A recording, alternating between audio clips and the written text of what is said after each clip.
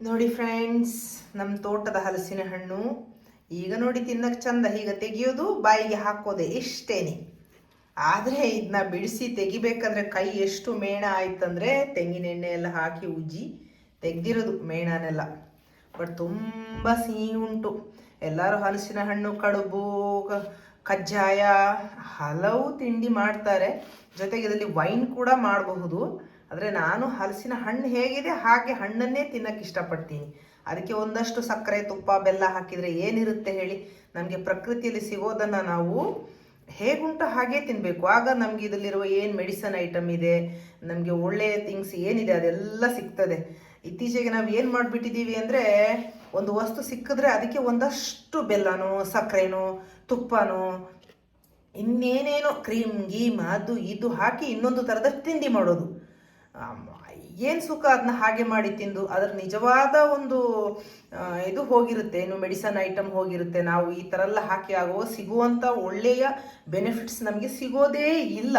ಆದ್ದರಿಂದ ನಾನು ಹೇಳ್ತೀನಿ, ನಿಮಗೆ ಏನು ಪ್ರಕೃತಿನಲ್ಲಿ ಸಿಗುತ್ತೆ ನೀವು ಅದನ್ನ ನೇರವಾಗಿ ತಿನ್ನೋಕ್ಕೆ ಟ್ರೈ ಮಾಡಿ. ಇತ್ತೀಚೆಗೆ ನೋಡಿ, ನಾವು ಏನು ಟೀ ಮಾಡೋದು, ಟೀ ಟೀ ಟೀ ಅಂದರೆ ಟೀ ಪುಡಿ, ಟೀ ಎಲೆಯಲ್ಲಿ ಟೀ ಮಾಡಿ ಕುಡಿಯೋದು. ಅದಕ್ಕೆ ನಾವು ಒಂದಷ್ಟು ಹಾಲು ಸೇರಿಸಿ, ಆಮೇಲೆ ಚಕ್ಕೆ ಅಂತೆ, ಲವಂಗ ಅಂತೆ, ಶುಂಠಿ ಅಂತೆ. ಹೌದು, ಅದು ಇದು ಬೆನಿಫಿಟ್ ಇರಬಹುದು. ಏನು ಶುಂಠಿಯಿಂದ ಕೆಮ್ಮು ಹೋಗಬಹುದು, ಲವಂಗದಿಂದ ಮೈ ಬಿಸಿ ಬರಬಹುದು, ಹಲವು ಉಪಯೋಗ ಇರಬಹುದು. ಆದರೆ ಹೀಗೆ ಮಿಕ್ಸ್ ಮಾಡಿಕೊಂಡು ಟೇಸ್ಟ್ ಮಾಡಿಕೊಂಡು ಅದ್ರ ಜೊತೆ ಏನು ಒಂದು ವಸ್ತು ಇದೆ ಅದರದ್ದೇ ಫ್ಲೇವರ್ಲಿ ನಾವು ತೊಗೊಂಡ್ರೆ ಚಂದ. ಇನ್ನು ಕೆಲವರಿದ್ದಾರೆ, ಇದು ಹಲಸಿನ ಹಣ್ಣು, ಇದರದೊಂದು ಫ್ಲೇವರ್ ಅಷ್ಟು ಘಮ. ಇಲ್ಲಿ ನಾವು ಕಟ್ ಮಾಡಿದ್ರೆ 100-200 ಮೀಟ್ರ್ ದೂರದವರೆಗೆ ಒಬ್ಬರು ಮನೆಯಲ್ಲಿ ಹಲಸಿನ ಹಣ್ಣು ಕಟ್ ಮಾಡಿದ್ದಾರೆ ಅಂತ ಗೊತ್ತಾಗುತ್ತೆ. ಆದರೆ ಇದಕ್ಕೂ ಕೂಡ ಕೆಲವರು ಏಲಕ್ಕಿ ಪುಡಿ ಹಾಕ್ಕೊಳ್ತಾರೆ. ಆವಾಗ ಇದರ ರಿಯಲ್ ಫ್ಲೇವರ್ ಎಲ್ಲಿ ಹೋಯಿತು? ಇದೆಲ್ಲ ನಮ್ಮ ಜನರಿಗೆ ಗೊತ್ತಾಗಲ್ವಾ ಅಥವಾ ಇನ್ನು ಏನು ಅಂತ ನಂಗೆ ಅರ್ಥ ಆಗೋದಿಲ್ಲ. ಇದರಲ್ಲಿ ಸಾಮಾನ್ಯವಾಗಿ ಮಲೆನಾಡಲ್ಲಿ ಊರಿನ ಕಡೆ ಮುಂಚಿನಿಂದ ಹಿಟ್ಟು ಹೆಂಗೆ ಮಾಡ್ತಾಯಿದ್ರು ಅಂದರೆ ಈಗ ಇಷ್ಟೇ ಸಿಗೋದು.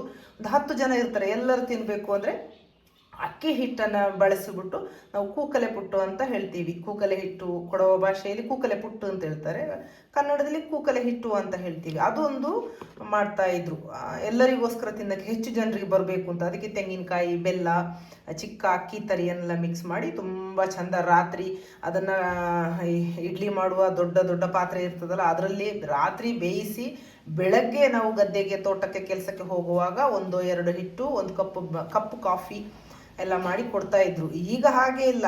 ಈಗ ಒಂದಷ್ಟು ಸಕ್ಕರೆ, ತುಪ್ಪ ಹಾಕಿ ಅದನ್ನ ಮೇಲೊಗರ ಮಾಡಿ ತಿನ್ನೋದು ಎಷ್ಟು ಚಂದ ಹೇಳಿ? ನೋಡಿ, ಹೀಗೆ ತಿಂದು ನೋಡಿ ಎಷ್ಟು ಚಂದ ಇರುತ್ತೆ. ಇದರ ನಿಜವಾದ ಬೆನಿಫಿಟ್ಸ್ ನಿಮಗೆ ಸಿಗುತ್ತೆ. ಆಯಿತಾ? Thank you.